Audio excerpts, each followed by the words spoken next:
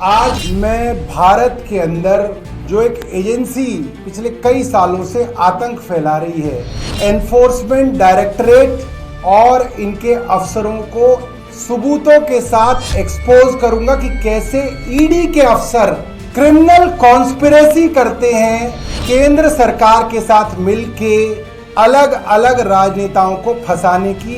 इन्होंने मेरे घर में तलाशी लेनी शुरू की। 10-11 बजे या शायद 11:30 बजे होंगे, इनकी दूसरी टीम ढूंढांड करने लगी मेरे घर में। और जो असिस्टेंट डायरेक्टर साहब हैं मयंक जी, ये मेरे साथ बैठ गए और बोले कि सर हमें आपकी स्टेटमेंट रिकॉर्ड करनी है। इन्होंने एक एक करके मेरे से प्रश्न पूछे। मैंने बिल्कुल तसल्ली से आराम से हर प्रश्न का जवाब दिया। ये पूरा का पूरा मामला झूठा है और दिल्ली के उपराज्यपाल विनय कुमार सक्सेना ने क्रिमिनल कॉन्स्पिरेसी करके मुझे फंसाने की कोशिश की है और इसके सबूत मेरे पास है। I have evidence. मेरे पास ऑडियो वीडियो रिकॉर्डिंग्स हैं, डॉक्यूमेंट्री एविडेंस है। 7:45 के करीब बज गए, पंचनामा बन गया। पंचनामे के अंदर सीजर में लिखा गया, 2 चीजें मेरे घर से बरामद करी गई, 2 कागज। एक हलफनामा है मेरा एमएलए का, जो मैंने इलेक्शन लड़ा 2025 में, जो मैंने इलेक्शन कमीशन को जो हलफनामा दिया वो बरामद हुआ। ये मेरे खिलाफ इनको एक इनक्रिमिनेटिंग एविडेंस मिला। दूसरा ये हलफनामा है हाई कोर्ट ऑफ दिल्ली के अंदर डिपार्टमेंट ऑफ हेल्थ ने दिया, डिप्टी डायरेक्टर हेल्थ ने, इसको पंचनामे में डाला गया। उस पंचनामे पे पंचों के सिग्नेचर किए गए। अब स्टेटमेंट पे साइन होना था। ईडी के असिस्टेंट डायरेक्टर मयंक अरोड़ा ने मेरी स्टेटमेंट को अपने लैपटॉप से गूगल ड्राइव और व्हाट्सएप पे कहीं शेयर किया।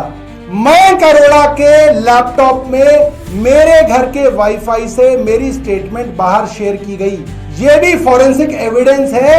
ईडी इसके ऊपर कार्रवाई करे, ये फॉरेंसिक एविडेंस मीडिया के सामने पेश किया जाए। उसमें मेरी ओरिजिनल स्टेटमेंट है जो इन्होंने भेजी। और फिर जब वापस बदल के आई, इन्होंने मुझ पे प्रेशर किया कि आप इस स्टेटमेंट को साइन कीजिए। और बहुत प्रेशर के बाद मैंने बोला कि भाई मैं नहीं करूंगा, इनकी फोरेंसिक एग्जामिनेशन होनी चाहिए और ये प्रिंटर मेरा है। इस प्रिंटर को वाईफाई पे कनेक्ट करके स्टेटमेंट्स प्रिंट आउट की गई। इसकी मेमोरी के अंदर वो आज भी है। मैं इस प्रिंटर को ईडी को देना चाहता हूं। इसकी फोरेंसिक एग्जामिनेशन करा लो, इसमें स्टेटमेंट भी है। और ईडी मेरे घर से डॉक्यूमेंट चोरी करके ले गई। एक हाई कोर्ट का एफिडेविट, जब उनको मेरी स्टेटमेंट और जवाबों में पता चला कि ये एफिडेविट तो मेरे फायदे का है। इस एफिडेविट में जो मिनट्स लगे हुए हैं वो तो ये दिखाते हैं कि सौरभ भारद्वाज ने हर वो प्रयास किया जो कोई मंत्री कर सकता था। तो उन्होंने क्या किया आप सुनिए। फिर दोबारा पंचनामा बनाया गया रात को। उस पंचनामे में से इस एविडेंस को जो सीज किया उन्होंने, उसको हटाया गया और उसके बाद पंचों के साइन कराए गए। भैया किस बात के पब्लिक विटनेस हैं? ये पब्लिक विटनेस का स्टैंडर्ड है और ये इनकी मिली भगत है। कोई क्यों ईमानदार रहेगा इस देश में? क्यों रहेगा कोई ईमानदार? तुम हर आदमी को चोर साबित करने में लगे हो। और अगर मैं गिरफ्तार हो जाता हूं कुछ दिनों में, तो मेरे वकील इसकी प्रेस वार्ता करेंगे समय समय पे सोशल मीडिया पे।